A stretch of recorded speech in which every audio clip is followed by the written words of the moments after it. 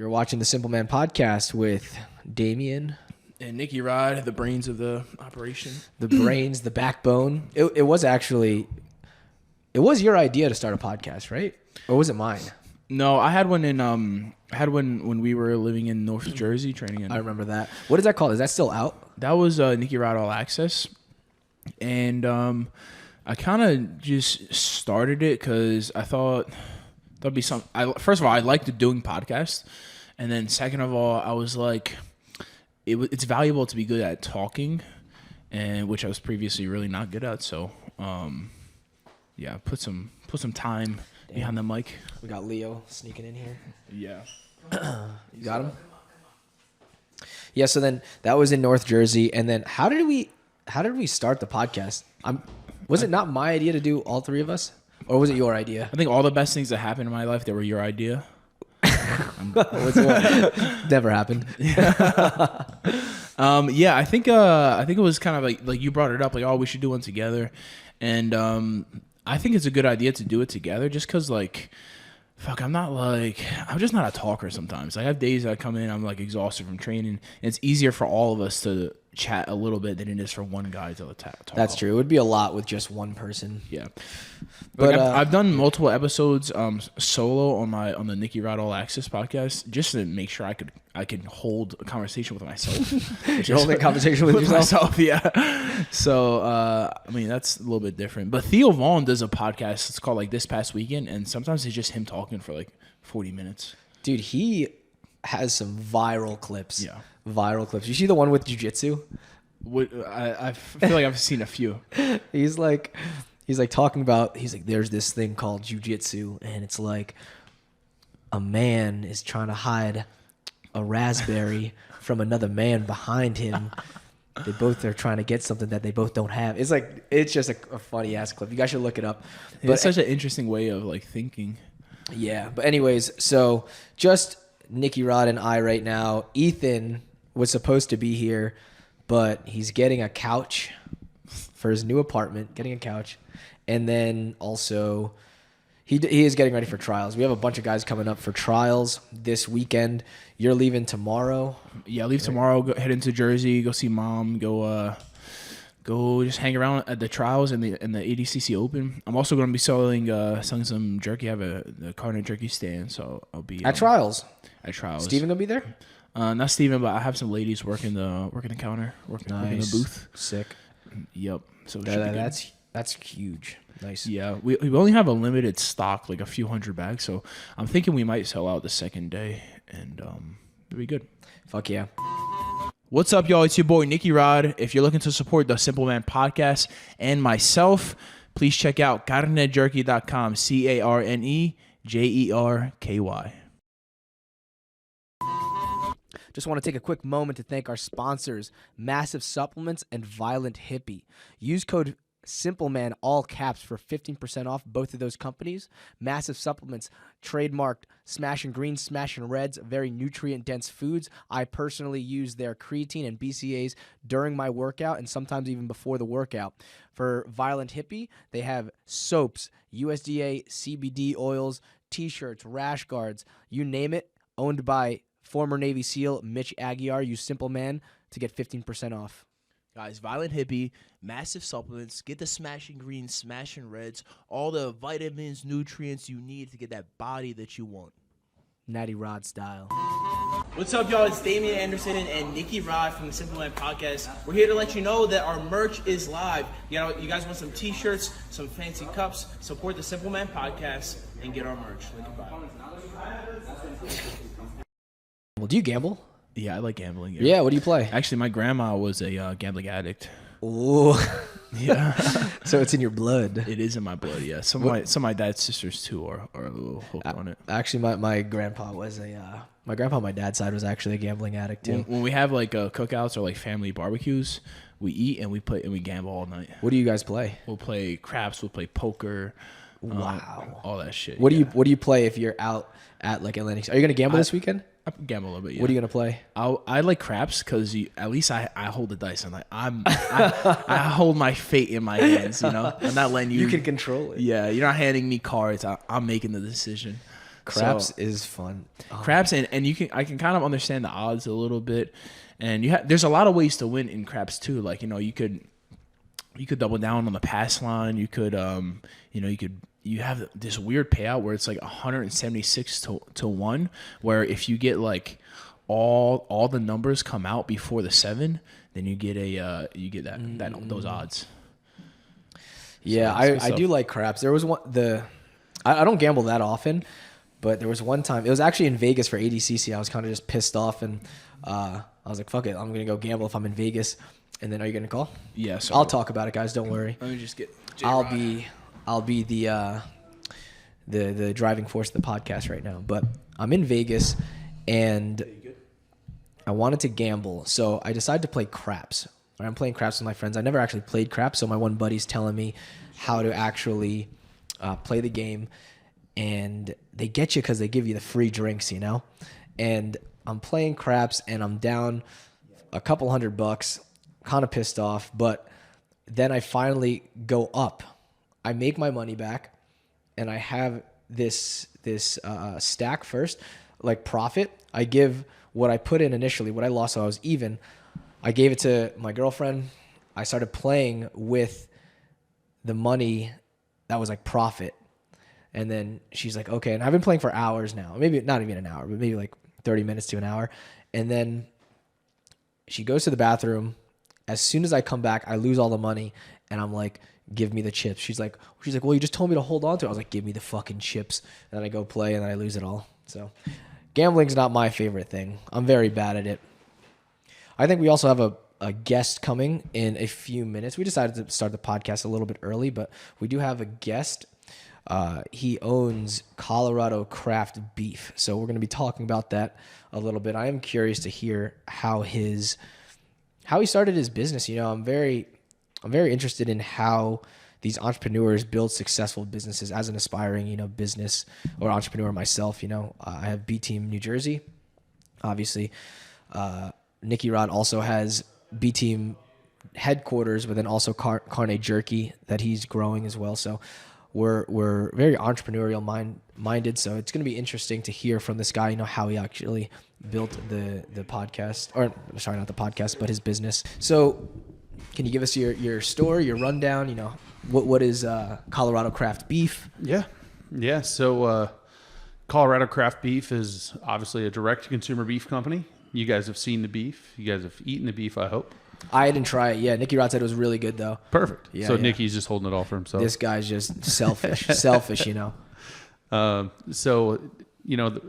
Really, Colorado Craft Beef is a genesis of my wife's idea. So my wife is actually a 5th-generation rancher.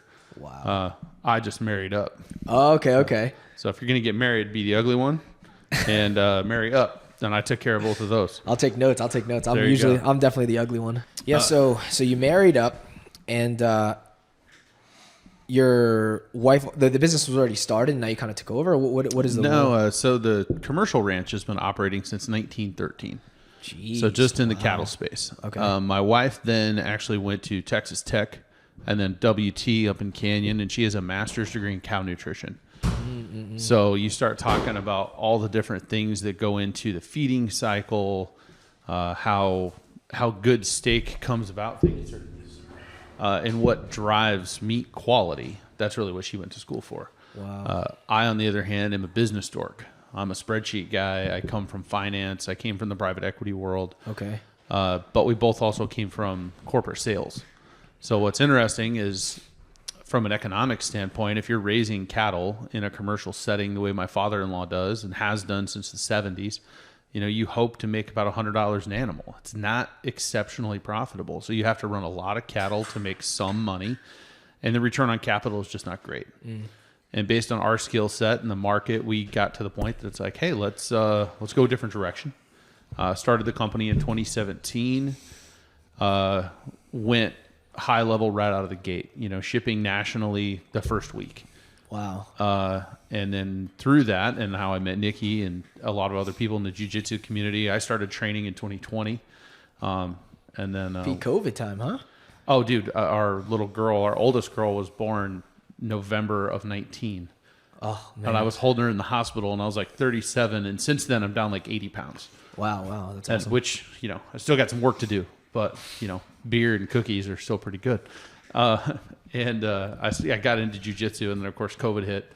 Couldn't train a whole lot, found a way to make it work, and then started at Denver Compound in downtown Denver first of January in 2021 after COVID kind of cleared up. What's the whole deal behind like grass-fed versus grain-fed beef? There's a lot to it. Okay. So grass finished is something that's less than 3% of the market of all the fed beef in the United States. And fed beef is a totally different tranche of beef. That's cattle under 30 months of age that are basically destined for a box. That's their job. What does that mean, destined for a box? They're going to go to steak. They're not going to be reproductive. They're not going to be bulls. Okay. They're not going to be cows. Their whole job is to go feed the population. Okay. So, less than 3% of the national market is grass finished. Now, when people say grain fed, you can throw that out the window. Nothing's grain fed. It's only finishing. So that last 120 days of the cattle growth cycle is the finishing process, especially on the grain side, 120 to 150 days, where we're feeding them a balanced ration with some concentrates in it that make that bright white fat that we all love to cook, and that fat flavor that helps feed our brain. That char flavor is called the Maillard reaction, and you don't really get the Maillard reaction in grass finished beef because the fat profile is different. So how late, like, what's considered finished? The last 100 or so days? Yeah, he said 120, 120 days. yeah, 120 to 150. So what do they eat besides grass? Some corn. You'll have some hay, maybe some other byproducts. Like we feed flaxseed. We feed other byproducts of other industries like the ethanol industry, and it's all super, super regional. So if you're in where I grew up in Oregon, one of the things that's fed at a lot of the feed yards up there is actually bread waste from bakeries. Wow, really? Because you have bread dough and everything else that just gets mixed in because it's got a lot of starch. Because really what you're trying to do in that finishing quotient for the cattle is you're trying to take them from like a yellow fat. When you get truly grass finished beef, or you're, somewhere else in the world and you get fat that has kind of a yellow flavor or a yellow color, and you eat it and it tastes kind of gamey, right? It's got like this pungent kind of, I'm not a huge fan of the flavor, but if I want that flavor, I eat deer. That's a lot of beta carotene in the fat. So when you get beef from us, you get that bright white fat. That's because they were fed a concentrate ration, and that concentrate starch, heavier diet for the last 120 days actually flushes all the beta carotene out of the fat. And that's where you get that buttery finish that you're after, like on your Nicky Rod Eats channel, right? Yep. What does like if a cow was in the wild, what's it eating? So if they're on pasture at the ranch, they're eating whatever's out there. They eat a lot of native grasses. But it's interesting to watch because, like Rogan will say, cows won't eat grain. It's not natural. We have sunflowers all over the ranch, except in the pastures. And if you drive cattle down the road, horseback, like we have to move them, they will mow the sunflowers. Really? Yeah. Yeah. There's different things they love to eat. And they love, different flavors. So there are some people that will say, well, we have a grain finished diet, but our cattle are on pasture, so they have access to grass. Well, that'd be like my 2-year-old being like, hey, you got a bowl of salad and a bowl of ice cream. You need to make good decisions. It's not going to work. Yeah. So it's interesting to watch some of the talking points. But some of the most interesting parts of the grass finished versus grain finished. Grain finishing is actually a lower carbon footprint because those cattle are growing faster. They're converting better. They're producing less methane, which is the whole cow farts. Cow fart? Yeah. Well, to be fair, it's not cow farts. Everybody's like, oh, it's cow farts. No, it's actually burps. Burps. Yeah, really? when you Really? see It's that much that it's like when you affects the see them environment? chewing their cud, right? So what they do is they're regurgitating out of their first stomach and they're re-chewing their food. That's where the methane actually comes from. Oh, wow. So when Congress is talking about cow farts, oh man, y'all aren't even on the right end of the critter. You're completely turned around. Okay. I do have a question. Why is there such a big thing with grass finished or grass fed beef? It's like, I actually heard that corn fed tastes better. I don't know. Why is that such a big thing, this grass fed or grass finished? Well, so there's a couple different things that'll happen if we have a grass-finished beef versus a grain-finished beef. Aging is a big part of it, right? Like aged steak, that's what everybody's after. You really can't age grass-finished steak because the aging is basically letting it hang in a cooler and it starts to break down. And if you don't have enough of a fat cover, it'll actually get into the meat. The meat will go rancid. So if you want truly aged beef, the odds are, 95, 98% of it is all grain-finished. So you can get the aging breakdown. You get that different flavor profile. And then the other thing you get is what's called marbling. So when you look at the steak and you see the fat inside the marbling or inside the muscle tissue, it's called intermuscular marbling or intermuscular fat. And when you cook that steak on a grill, that fat starts to break down, creates little voids in the meat. So now your tenderness is better. And that's where you get that char factor because that fat converts with the heat. And that's really where a lot of the flavor comes down to. Yeah, like good marbling, right? Yeah. So what determines when a cow goes to be bred or get milked or like die in a box or whatever, whatever you said? Like, how do they determine that?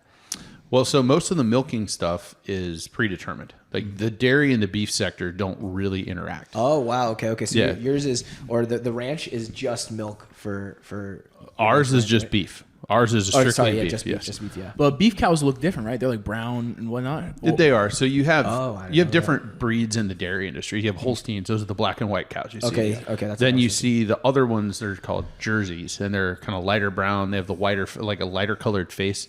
Those are more common in butter because the fat content in Jersey milk is exceptionally higher. So that's how they make butter. Holsteins make mostly milk. Then there's other stuff depending on where they're at in the world. Yeah. But it's typically breed specific.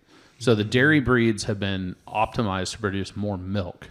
Now, granted, when that cow reaches the end of her useful life, she will usually go into burger. But What's burr? burger. Oh, burger. Oh, burger. Yeah, the energy drink caught up to me. Yeah. But they'll go into a burger program or lower quality steak cuts. Like if you're eating at Applebee's and you're getting the shrimp and steak and you don't ever see the steak, that's probably a Holstein. Oh, okay. I see. Or it's an old mother cow from a beef operation. Because at the end of the day, all of those cattle do end up going into some sort of protein. Yeah, that makes sense. What age is the optimal time to actually kill the animal and then butcher it? Like what's the ideal age? So typically in a grain finished setting, you're going to be somewhere between 16 months and 2 years old. Okay, wow. So, and that's why it's so hard. Like you can see the chicken industry and the pork industry, they can change things so quickly because a pig, if they harvest a pig, that pig is 4 to 6 months old. A chicken is like 2 months old. Short life. Turnaround time, Yeah, well, but if you think of the math, like, we're going to change this. We're going to breed for a smaller frame. We're going to breed for more muscle. How are we going to independently select to get the genealogy to go the direction we need to do for the economic side of the business? Yeah. In a chicken, you get dozens of turns a year. Or in a pig's world, you get 2 or 3 a year. In the cattle industry, you get 1 every 2 years. Yeah. So the cattle industry turns exceptionally slowly just based on the long lead time. Interesting. But the interesting math, how many cows do you think we harvest in the United States every week? All right, so I was gonna ask like for the year, but I realized I don't have the slightest clue. I have no idea. Every week, 10,000.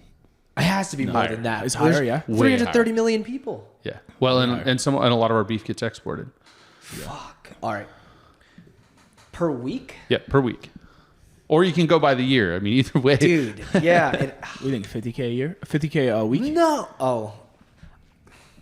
It gets exported too? My guess is 250,000 a week. You're almost there. You're only halfway there. It's 600,000 a week. Wow. Hell. That's crazy. Yeah. What an industry. Now, we harvest 200 million pigs a year. 200 million? Yeah, because there's 35 million cows. It's around 200 million pigs, and 100. Maybe it's 100 million pigs. I'm forgetting the math, but it is 2 billion chickens. 2 billion with a B. Is there a specific part of our country where we harvest the most cows? Mm-hmm. Yeah. It's the feeding triangle is what it's called. So Denver to Omaha to Amarillo. Damn. So a lot of Iowa, some in Iowa, a lot of Nebraska, almost all of Kansas, where we live in eastern Colorado, all over the place. There's 2 big harvest facilities on the beef side in eastern Colorado, and they each harvest 6,000 head a day, 6 days a week. So 6,000, they're killing for 6,000 cows a day. Damn, that's crazy. Wow. That's insane. It's a lot of food. It's well, and that's the hard part when everybody's like, we got to change this, we got to change that, or I love Rogan, and I grew up hunting, I love to hunt. There's only a couple million elk.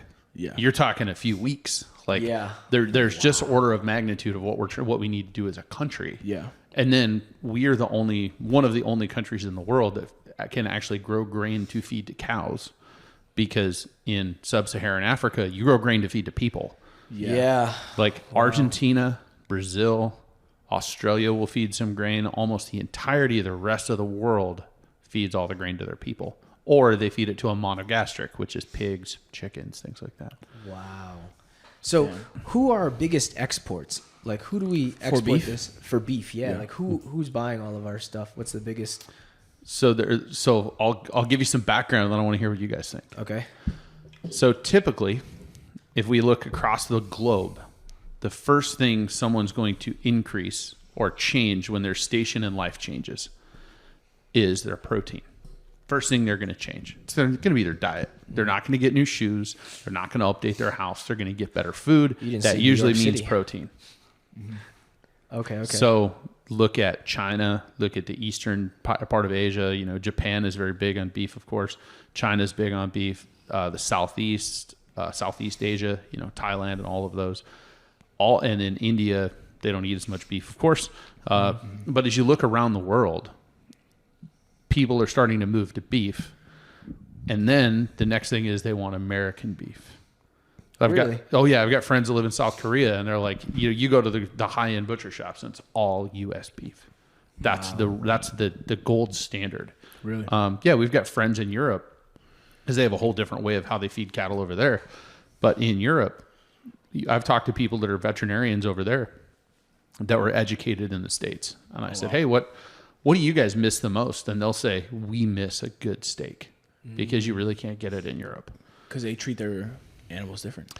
They do. They have a non-GMO policy, so they don't grow a lot of grain. They don't castrate the bulls. So when when you guys get beef from us, those are steers. Those are when those calves were 2 to 3 months old, they were castrated. Yeah.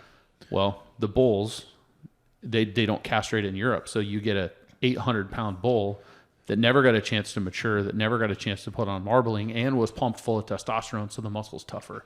So the steaks in Europe are just junk. They're just tough. Wow. Yeah, they're tough. They're gamey. That's why Wiener Schnitzel is a big thing in Austria, because you pound the living shit out of a steak and then bread it and fry it. I'm like, it's like, of course, it's going to be good there. Yeah. Why don't you put some sauce on it too? Yeah, right? exactly. It's like a chicken nugget at that point. Exactly. So it's interesting when you look at all the things around the world and how agriculture moves. So, I do a lot of business consulting in the ag space. I've worked in a lot of different ag industries. Like, I used to call on Coors. I used to call on all sorts of different people.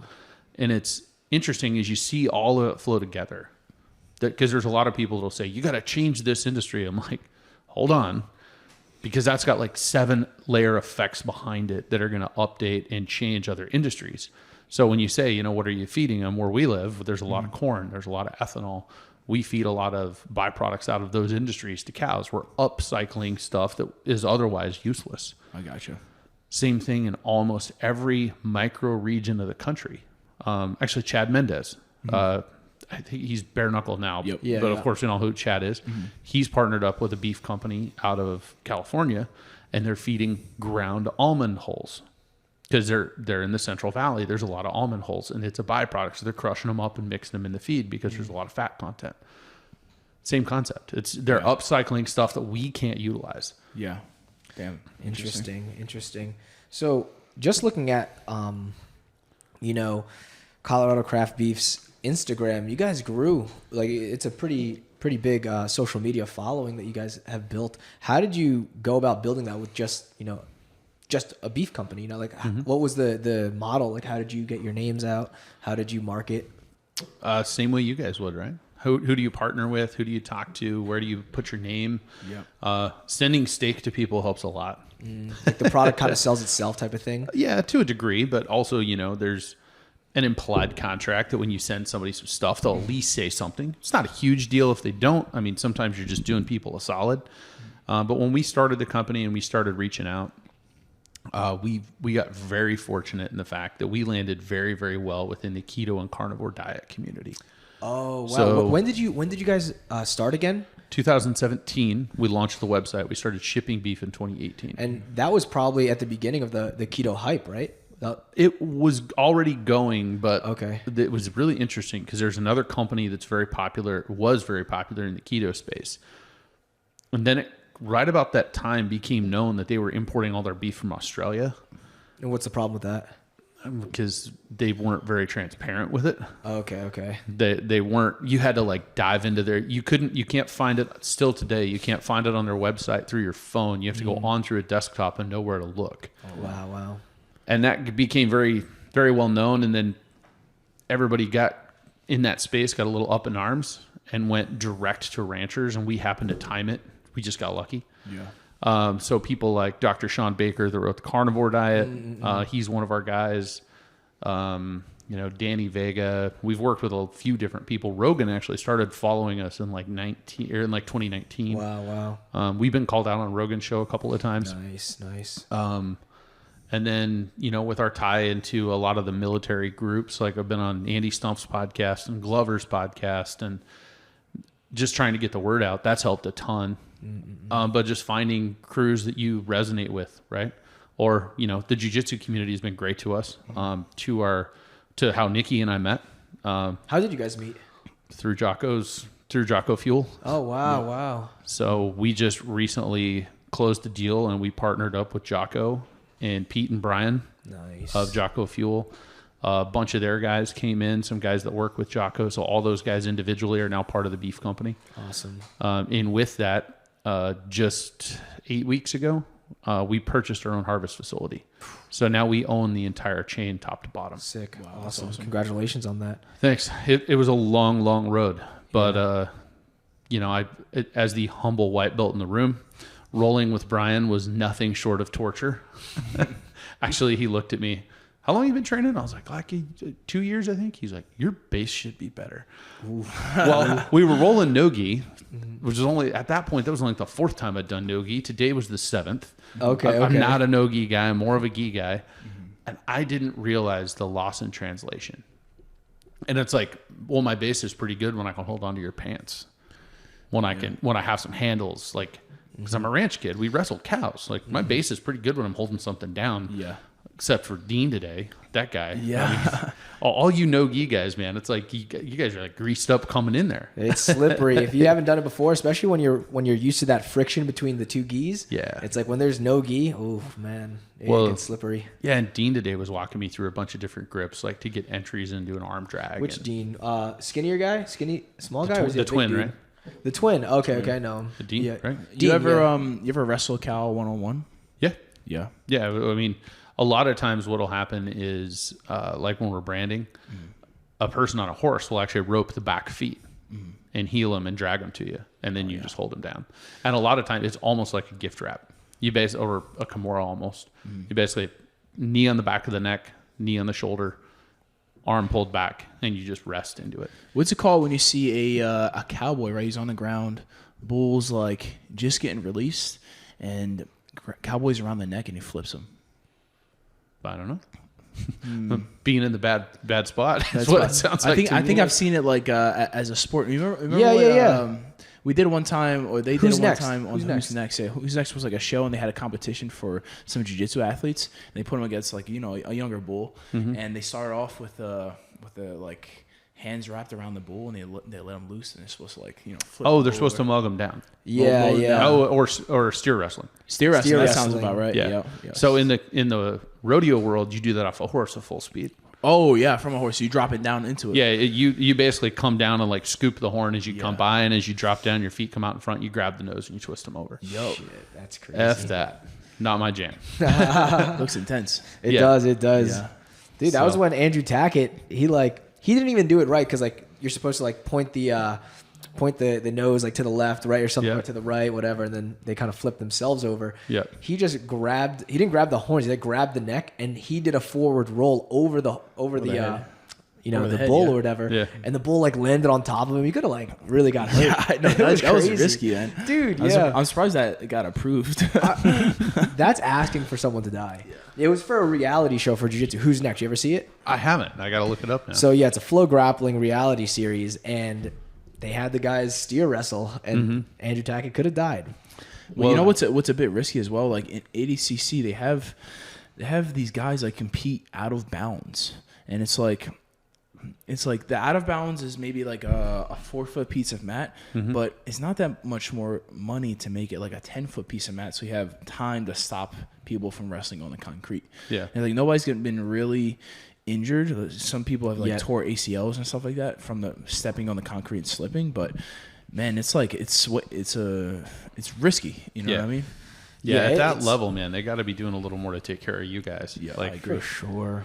Well, and especially with, I was actually just talking to my Uber driver, and he was talking to MMA, and he's like, a guy gets out at 32. How much money did he make in his career? How messed up is he? Yeah, same concept. Like a jiu-jitsu athlete, you can compete forever, but where's the monetary side of that? When does that time out? I mean, you got to be able to make money while you can. Yeah, I think some of the athletes are very short-sighted. They don't have many long-term goals. It's like it's good to be successful in now, but there's a lot of things you can do to set up your future for success, and people kind of miss that mark sometimes. I feel like setting up for the future is the biggest thing. It's like some of the athletes, they're just focused on competing, but it's like, are they trying to build a brand? Are they trying to build a business that they're building now? So then by the time that, they're done competing with their athletic career, that they can now fall back on type of thing. Yeah. Like Gronk, Gronkowski's business model. He never spent any of his sponsorship dollars. He lived on his salary, put all the sponsorship dollars away. So when he got out of the NFL, he had the money. Yeah, that's good. Yeah. I didn't even know he did that. That's amazing.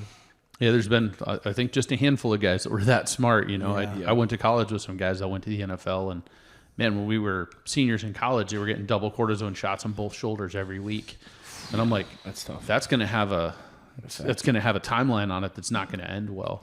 Damn. So, all right, I do have a question about steak again. Sure. What is the difference between Wagyu and Kobe beef? So it's a breed. So Kobe and Wagyu are just different breeds of cattle. Okay. But it depends, because you can get Wagyu beef in the U.S. and you have to be careful of what you're buying, because it could be American Wagyu, which means it was a Wagyu bull on a Angus cow. So it's half-bred Wagyu. Oh, okay. Kobe is monitored a little more closely, because Wagyu is basically graded in the same qualification as every other steak around here, where Kobe is on its own grade. If you go to Vegas, you go get a A5 Wagyu or A5 Kobe, it's just top-notch stuff. Where Wagyu can get a little watered down. And it's like the fat content in it is like more the fattier the better kind of deal? Kind of. So the breed is has a higher tendency to put down internal marbling. Now the flip side of that is they convert like absolute crap. So mathematically, you got to feed them for almost a year. Oh, wow. They don't convert very well. You got to feed the living heck out of them, which is why it's so expensive. But they will put down more fat internally. Do they prevent them from like exercising and stuff as well to be like? No. I mean, you really can't. Yeah. I mean, you can have them in smaller pens, but that's really not good for you, because if they get non-ambulatory, you can't take them to a harvest facility. Yeah. What does that mean? If they can't walk. Oh. Like the USDA facility that we own and operate, it's inspected. There's a USDA inspector there all the time. And if an animal cannot walk into the facility by themselves, they may not be harvested. And why is that? For animal welfare. Oh, okay. If like, so you're saying that one facility does like 6,000 heads a day, right? How much land do you need to harvest that kind of cow? I mean, that facility's not small by any means. Yeah. But it's not as big as you would probably think. It's pretty big. You're not talking like 10 acres. You're talking maybe hundreds of acres? I would say that whole site for the one in Fort Morgan might be a couple hundred acres. Yeah. But, you've got holding pens. You've got room because, I mean, the amount of trucks you're bringing in, just semis is full of cattle every day. Yeah. Wow. You're bringing in, every truckload is about 35 fat cattle. Wow. And you're killing 6,000. hundreds of truckloads a day. Holy. So just the logistical nightmare of making all that work, and then they rail out, they truck out, employee parking. Is there a different facility that'll like do cattle breeding, and then they'll keep that separate from like from the cows that go to market? Not really. That's more at the ranch level. Yeah. So the one interesting thing about the beef market that a lot of people don't know, the beef market is comprised of thousands and thousands and thousands of family operations. Mm-hmm. Like the average cow herd size in the U.S. is like 30 cows. It's very small because it's a lot of families. Mm-hmm. The chicken and the pork industry are actually much more vertical. You know, big facilities, you're churning and burning, and they're all owned vertically because you're turning so much faster. You're turning product. Mm. In the beef space, you have what we call seed stock operators. Those are people that have very specific genetic lines that they're trying to propagate so that when people want replacement heifers for their cow herd, that's where you go. Mm. So they will have fallout, and those cattle will go to a beef program to actually go into the food supply chain. So there's different parts of the industry that all work in their own niche. Mm-hmm. Gotcha. But it's not like a facility. It's a whole bunch of people, and it's like right out their back door typically. So I have a question with that. So it's like, are they still? So I get the family has, we'll say 30 cows, right? And then are they just selling the cows whole, like trying to get $100 per cow, because that's only going to be like like $3,000, or are they able to make money from the different steaks and stuff like that? Like so that's why we went the way we did, so we can do that. That makes sense. But the typical way the market works is there's 4 segments of the cattle market. You have cow-calf producers, which are people that own herds of mother cows, and the commodity they sell is young calves. Okay. Then you have people like my father-in-law who are stocker operators. They buy young calves. We get them straight all winter. We turn them out on grass in the spring. They live at the ranch until August. Then they go to feed yards. Okay. Then the feed yards are the confinement feeding, finish operation for 120, 150 days. Then they go to a processor. Okay. So it just depends. And that's why we did what we did. We don't have a mother cow herd, so we source calves from other ranches that we dictate health protocols to. We tell them how it needs to go. We source calves. We do the entire rest of the process. We have our own ranching operation. Yeah, we have our own feed yard. We have our own harvest facility, and we're building a fulfillment center this spring. Do cows get sick a lot? Not usually. Not usually, no. No, the biggest risk in a cow's life, like if we take a steer that goes into Colorado craft beef, the biggest issue you typically have is when you wean them. Wean them? What's you take them off the mom. Okay. Off milk, right? Yeah, you remove them from the mom. You convert them to their own diet. Typically, they've been on grass all summer, so typically you give them a little bit of hay. You start them on a ration. And that conversion happens right now. October, November is kind of the weaning time of the year for most of the cow herd. There are spring weaners as well, but most of the time in the fall. And when you do that, 1, you've changed their diet. 2, you've changed their location. 3, they typically go in with a bunch of calves from other ranches. So now you've mixed bugs. And then you might have some sort of an outbreak. They might get some sort of an issue. But if you get them through weaning, for the most part, you're pretty good to go. Yeah. Yeah. I've seen, they're like, sometimes I see these cows that have like a bunch of gas in them from like, I don't know, a cyst or something. And like they poke them with a hole, and then all that gas, kind of comes out. What's that usually from? So typically that's called a bloat. Is what they call it. Okay. So a lot of times they'll bloat if it gets hot. A big seasonal change, like it goes really cold to really warm, it'll impact their gut health. And instead of being able to release that gas through natural motion, they'll bloat, and they can die from it actually. Really? Yeah. Really? Wow. Because it basically just seizes up their entire GI tract. So you can vent them, which I'm not a big fan of. Okay. You can give them oil. You can do other things. Honestly, getting them to move is usually the best thing. Just get them moving up and down an alleyway. They'll burp themselves or something? Yeah, it just gets everything moving, right? Okay. Like if you eat a big pasta dinner, you can go sit on the couch and feel like a fat sack of shit. Or, go for a walk, go do something, help yourself, get stuff moving. But the other thing you'll occasionally see, this is super bizarre, you see it online all the time, is you'll see like cysts or abscesses or something. And a lot of times that happens because like where we live, there's cactus. believe it or not. We're in Colorado, but we do have cactus. They'll eat something and something will get stuck under their tongue and it'll abscess out under their jaw and you got to pop it. Yeah. Just a foreign body, not a big deal. You guys at high elevation, Colorado? Like 5,000. We're not in the mountains by any means. We're like northeast of Denver, like 90 miles. 5,000 is pretty high. Yeah, compared to here. That's a good thing. I wasn't gassed today.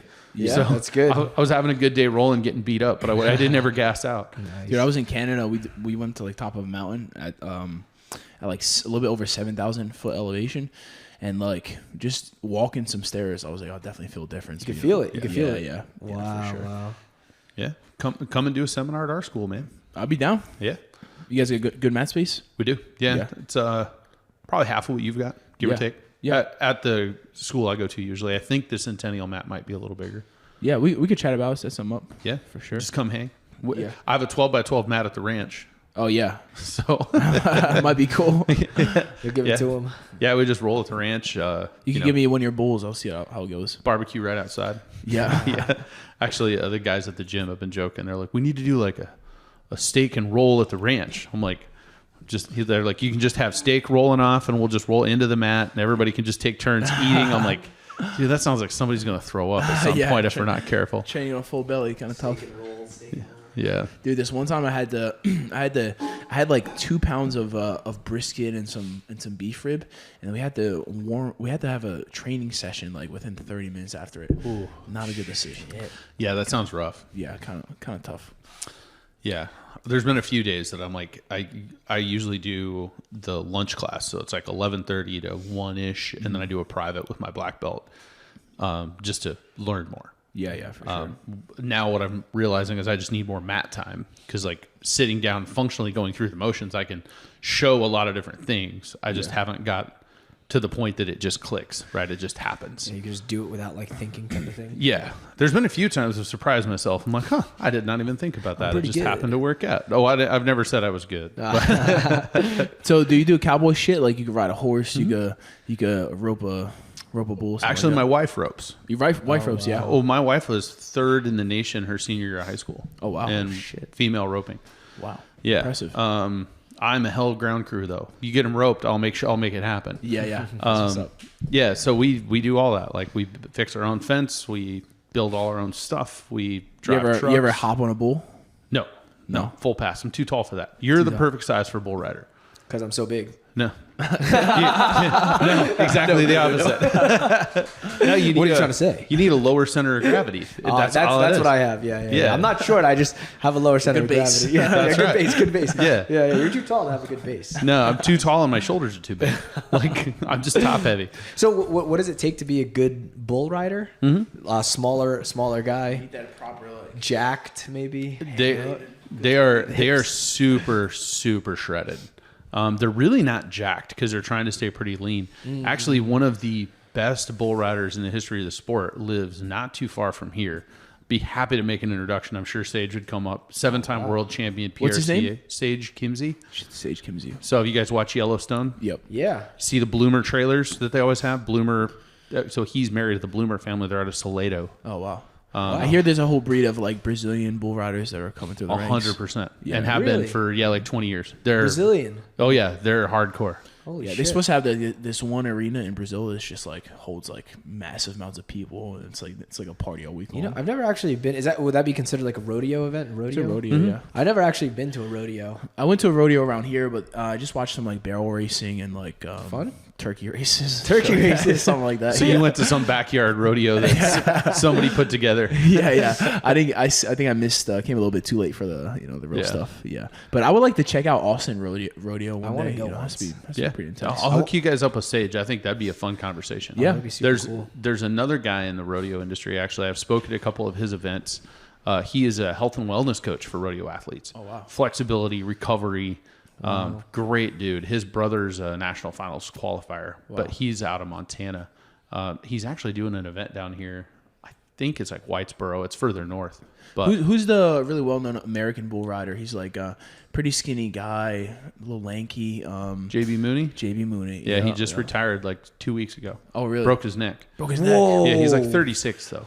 I mean, That sucks, man. $7 million bull rider or something yeah, like that. yeah. What does that JB mean? What does Mooney. that mean? That's how much his He made career some- earnings are. Oh wow. $7 Fuck, million, he broke his neck. Yeah, I think it was like I forgot what it was, but he just announced retirement because he broke his neck at a rodeo. Broke like, it in competition. Yeah, oh, right? yeah.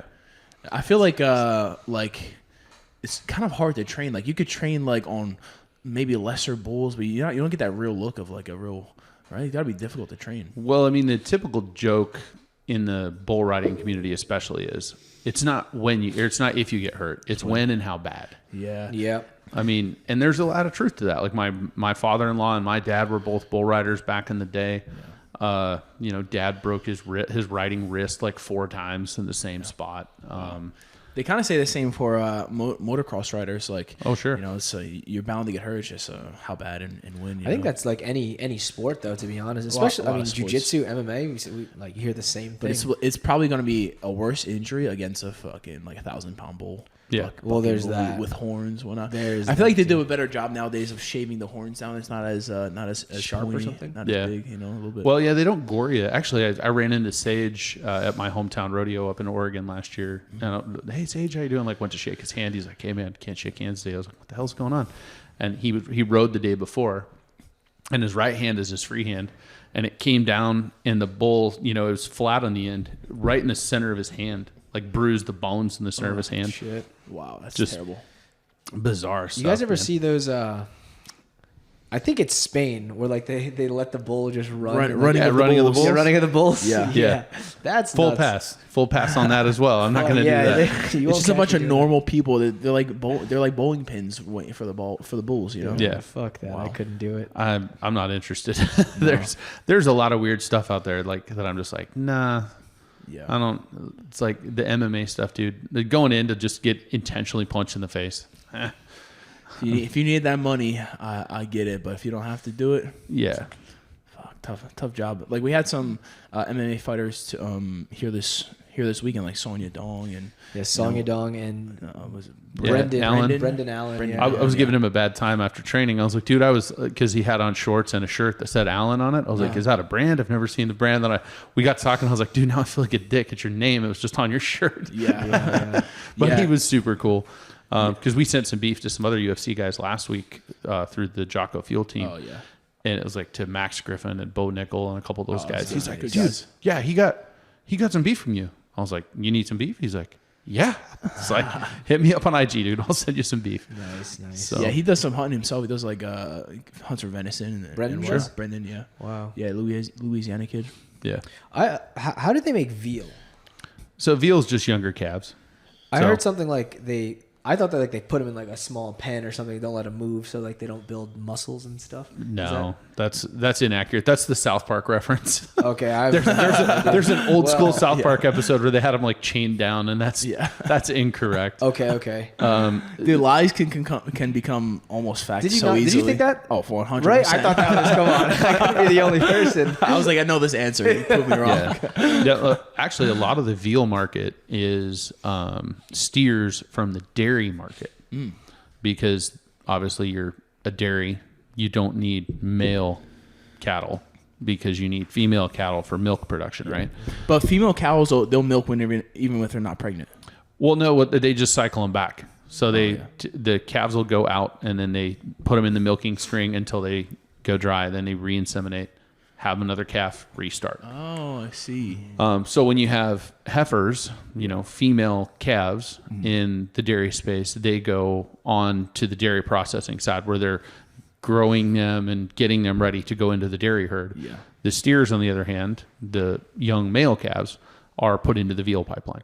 Okay. The dairy cows, is it important for them to eat grain, eat grass? Like does their diet really affect how quality of the milk? Absolutely. Yeah, really. Did you not watch Napoleon Dynamite? Napoleon- Do you remember that? I did. It was He years ago. tasted the milk and he goes, it tastes like this cow got an onion patch, right? That's funny.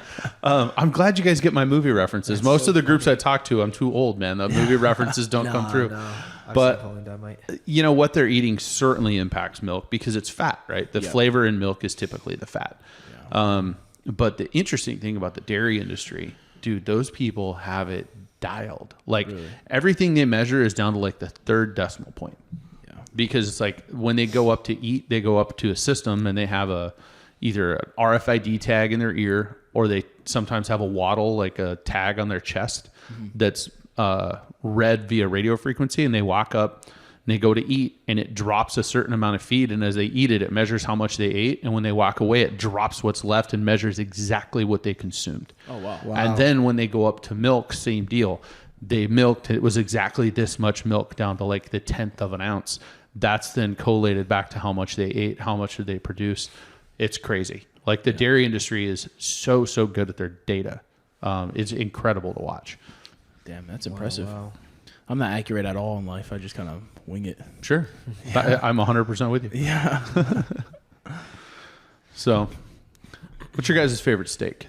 Steak, Ribeye. There you go. Yeah. Why?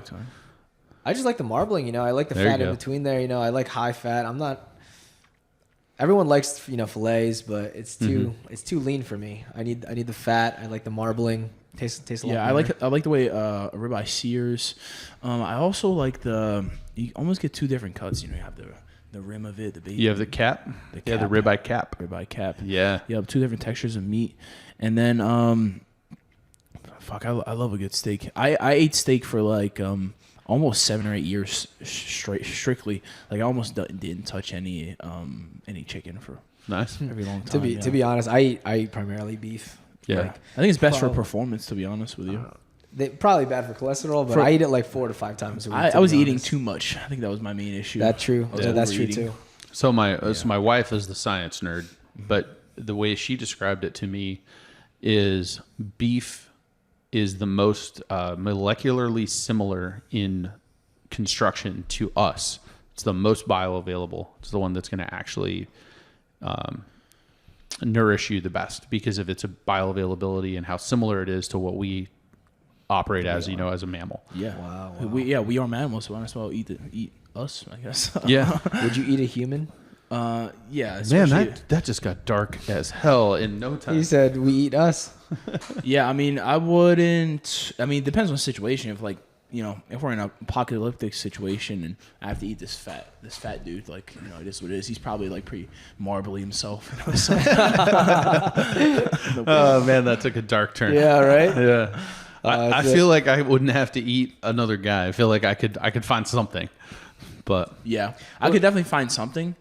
But What about the if you're soccer not- team? If you're not pulling your weight, There was like that soccer team that crash landed in the mountains. oh, that was like down in South Africa or South America, right? I think South America. Yeah, that was like yeah. Chile or something. I forget what they ate each other. they had to eat like pieces of like their teammates to Wow. survive because But they were. they're in the jungle. I think it was the winter. I think it was like winter? I think it was like mountainous. There was like I blizzards. mean, I would try to and shit. hunt first, definitely, but then you know, If it came down to it. eat the goalie first. You know, We don't need his ass anymore. Yeah. Oh man. Yeah. You guys want to keep going and call it quits? I'm good, man. Whatever you guys want to do. Let's go. Almost an hour. Yeah, almost an hour. That's good. I gotta head out to Muay Thai anyway. Yeah, Sure. sounds good. All right, guys. Thanks for watching the Simple Men podcast. I'm Damien. Nicky Rod. I'm Jeff with Colorado Craft Beef. You can find us at all the Instagram and Facebook things are all at Colorado Craft Beef, except for Twitter, which is Colorado Craft Beef. And, you know, we're just out doing good things for more people. And when you're supporting our beef company, you're actually buying beef from ranchers. It's a new thing. There's a lot of beef companies out there, meat companies out there that are slinging meat with not a lot of backstory. Yeah. Support the American dream right here. That's You know, right. Colorado Exactly. beef. Let's go. Yeah, Colorado Craft Beef. If you watch the podcast to its completion, leave a cow emoji or bull emoji in the YouTube comments so we know that you'll watch till the end. You've been simplified. See you guys. See you. Jeff, go work, man. Yeah, Jeff, thanks for coming on. Of course,